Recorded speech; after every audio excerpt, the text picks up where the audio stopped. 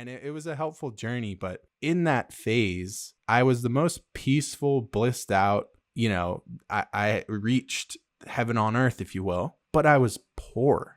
I was very poor. And when I was wanting to do human things, I never could because I didn't have money, because I had these beliefs instilled in me that I was somehow a bad person if I desired wealth.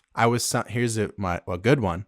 I was somehow not spiritual, or not as spiritual as Joe Schmo over here, because I valued money, right? And that kept me stuck for many, many years. And then at some point, 26, 27, 28, I started to come more into my humanity, if you will, come more into my probably more shadow work, a lot more pain. I had been in a conscious relationship now for years, and that'll wake you up. Oh yeah. That'll be some serious work if you don't run from it.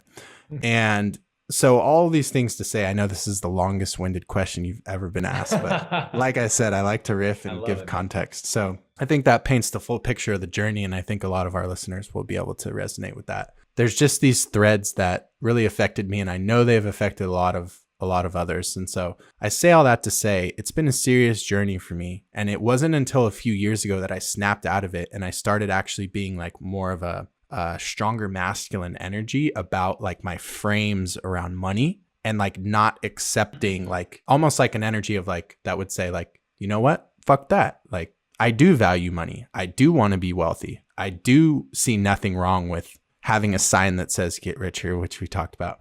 Some of these threads where I used to carry guilt and shame as if I somehow wasn't spiritual. And now I have such a different perspective on it, and I've done different podcasts, and this podcast is literally called the Conscious Wealth Podcast, and I talk all about how I wish there were more conscious multimillionaires, and if we're gonna change the world, we need money to be able to do that, to create the new systems and all that. So I say all of that to say I would love to hear maybe your journey as well as your current perspective, because like I said, from everything that I know of you, you're equally impressive up here, if we're talking about chakras or in the head, as well as you're very grounded and practical. That's at least my impression of you. Well, thank you, man. I appreciate that. Takes one to know one. Yeah, I have a similar journey, man, with money and abundance and wealth. I grew up Christian, pastor's kid. We were pretty Same here. poor. Oh, did you really? Not pastor's kid, but very strict Christian. Okay. Church every Sunday, all that. Yeah. Yeah. And so that's part of the belief system was, poverty and the meek shall inherit the earth and all the misunderstandings. Blessed are the poor. But as I grew older and realized, look, money is just freedom. It's nothing else than that. It's just the ability to be free and do what you want and be who you want. I realized that money can't be evil in and of itself because the universe is neutral and nothing is inherently good or bad. Like a lamp, here's the example of a lamp, can light someone who's writing the Bible or whatever, just as much as it can light up someone committing a forgery or something under the same lamp. So the lamp's not right or wrong. It's the way it's being used. So if money is like that, then why don't we want to use money for the kingdom, for good, right? For conscious creation, for manifesting oneness and unity and truth on earth. That would be one of the greatest desires we could have, really. And so I think that's where it shifted for me, was understanding that I don't want money or wealth or abundance because I want to buy lots of nice things so I can have a better life because my life sucks. And if I have more things, I'll be happy.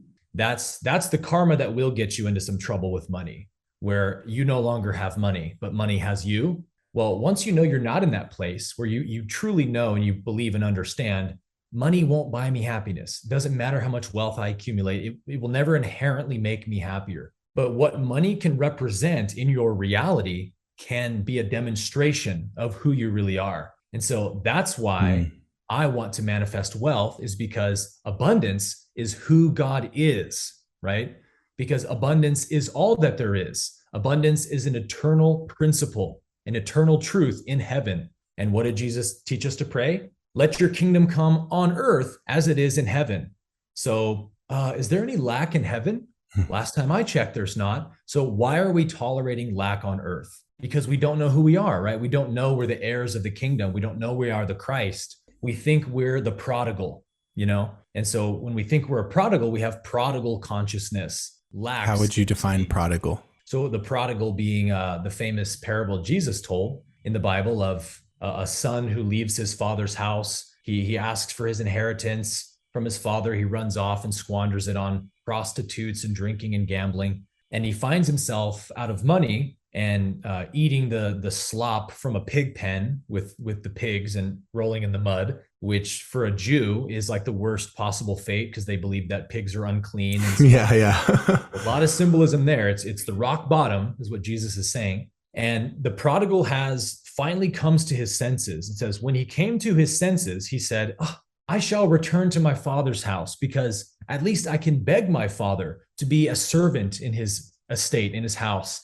And surely even being a servant to my father's house is better than living here with the pigs, right? In the dirt. And so he goes back to his father's house, prepared to beg his father to just make him a lowly servant and forgive him, right, for leaving his estate. And it says, while he was still a long way off, his father saw him, threw off his sandals, and ran to meet him. And he embraces his son with that unconditional love of the father. And the son repents and says, I'm so sorry, please take me in as a servant. And goes on to say in the story, my son, you have always been mine, and all that I have has always been yours. It's Wow. just in your mindset, you forgot who you are. And that's how Jesus taught us to pray, right? He said in Mark chapter 9, I think, whenever you pray, whatever things you ask for, believe you've already received them and they shall be yours. Why? Because the kingdom of heaven is a finished kingdom. All supply, all abundance already exists in heaven. And so we can't actually manifest something in the sense of it didn't exist and now it does exist. We really just attract to ourselves the infinite supply that always exists. So if you want to connect to the unmanifest realm of infinite supply in heaven, you have to know it already exists, and you have to know you're worthy of it as the son of the Father in that archetype, right? I am a child of the King. And so if I need wealth, if I need wholeness, if I need supply in any way, I know my Father loves to give me every good gift, as Jesus says. And so it's the knowing you've already received it that actually lets you access it. Because if you think, oh, I'm so poor, God, please make me not poor by giving me abundance that I don't already have. You're praying from prodigal consciousness, from poverty consciousness, and the universe doesn't know what that is, right? Because it only knows the finished kingdom, finished creation. Everything already exists and is in perfect supply. So you have to come into the principle of abundance to get abundance, right? And that's where people go wrong, is they pray from a personalized place. Again, prodigal consciousness, separation. Please help. Please give me money. I'm poor. I can't pay my bills. And it's like you're giving the wrong identity to abundance, right? You're giving the wrong card. You're giving the all capitals names, right? The fake self. There's so many similarities here. It's crazy. It's perfect, right? It's like, oh, sorry, I don't know who this lacking, separate, prodigal person is that you're claiming to be. I only know the Christ. So until you come to me as the Christ, asking for what's rightfully yours, your estate, then I can't answer you. I can just let you keep having this poverty consciousness. So it's like we have to know that abundance is an eternal principle of God's being. And from that place, I want to be abundant, not because I, the person, want to be rich and be impressive to my friends. No, I want to manifest abundance because abundance is who God is. And it's a demonstration of what's true. That was such a beautiful response.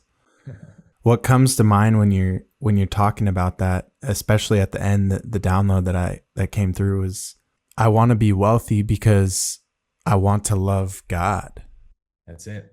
To know God is to know wealth, and to know the devil is to know debt. Yes, dude. And it's just a choice.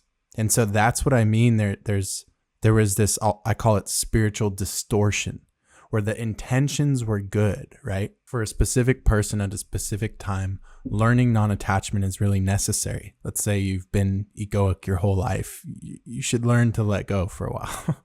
Right. But then kind of come in full circle I see that it's hard for a lot of people to let that one go. There's something to it. It's like if society's badge of honor is like what you make or what car you drive, right?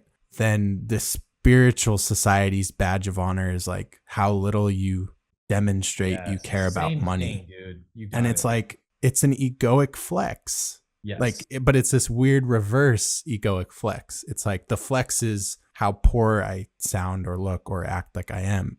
Yep. And it's like, both are ego. I love that perspective that you just shared. It's like, it's so clear. It's even clearer than I was already seeing it. To know God is to know wealth. Yes. And that's it. That's it right there. What is conscious wealth? It's that.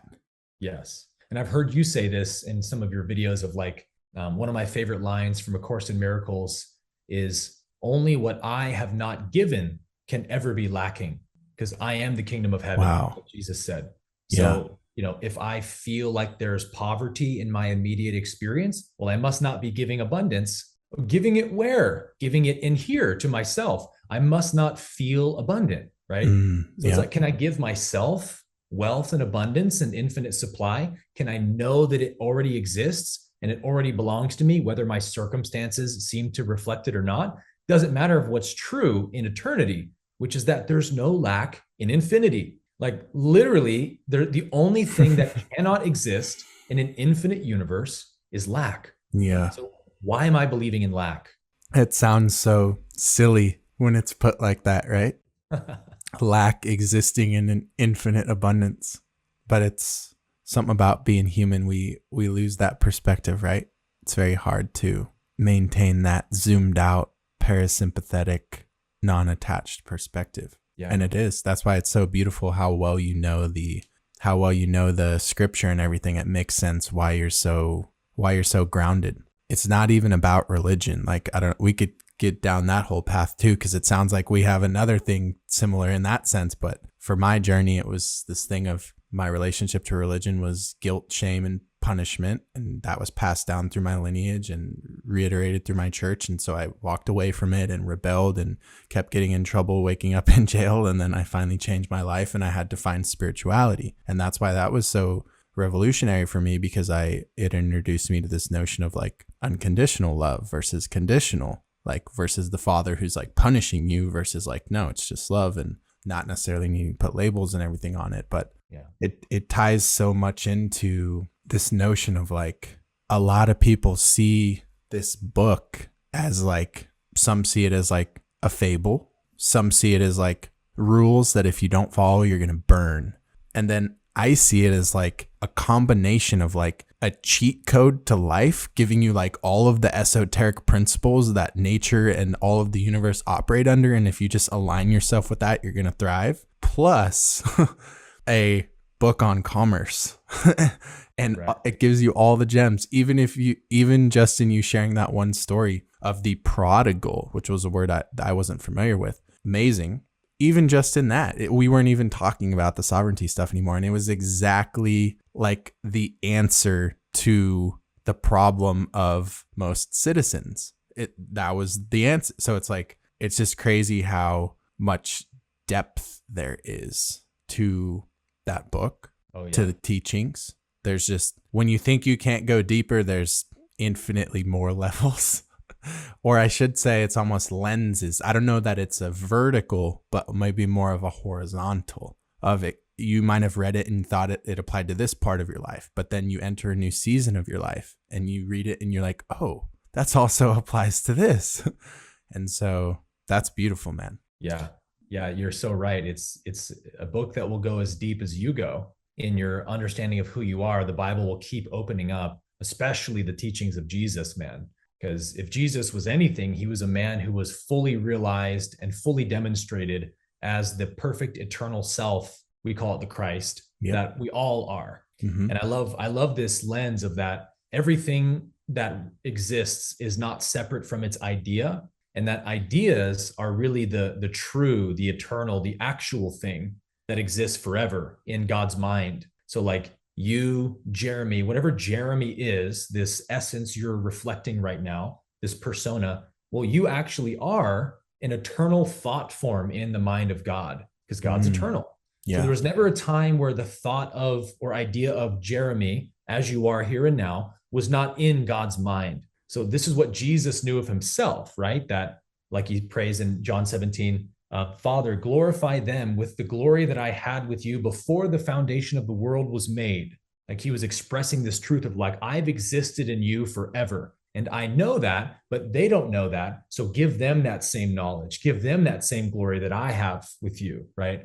So if I know that I am what I really am supersedes this physical person, this persona. This physical persona is just a reflection of the eternal idea that's perfect and eternal in heaven. So if I know that, then I can connect to that eternal self that I really am, that always exists in God's mind and is never separate. And then I can say with Jesus, right, I am in the Father and the Father is in me. I and the Father are one. If you've seen me, you've seen the Father. It was this understanding of like, I use the author and character analogy a lot. If God's the author of life and everything is, a creation of the author, then I am a character, let's say, in God's eternal cosmic play. And so a character would express all the same things about their author that Jesus expressed about his Father, right?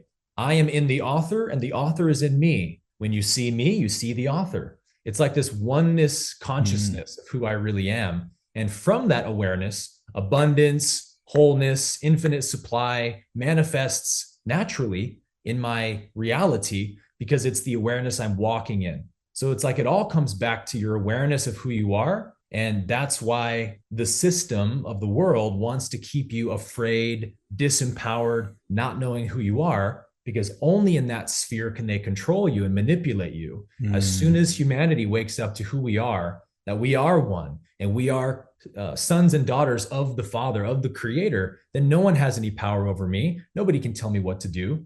Like we'll wake up to these ideas as obviously as the sky is blue. It should be so clear, right? But only because we're in this kind of spiritual hypnosis or something where we've fallen asleep to our real self, we need to wake up to who we are. The remembering. It's a remembering. And there's a line in the course I love that says, the rest that we're really looking for comes from waking, not from sleeping. Like the sleeping has been our problem. The sleeping's not the real rest, right?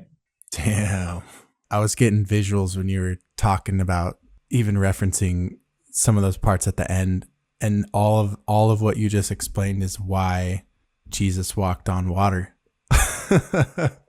In terms of apply that to Admiralty Maritime. He walked on water because he's not governed on the water. Right. He doesn't even touch it. He supersedes and it. And you were just explaining like he is us and we are him. So it's like put it together, but we have to remember. The water stands under him. Yes. The water understands him. It's so dope. All the parallels. We could do this all day. I love it.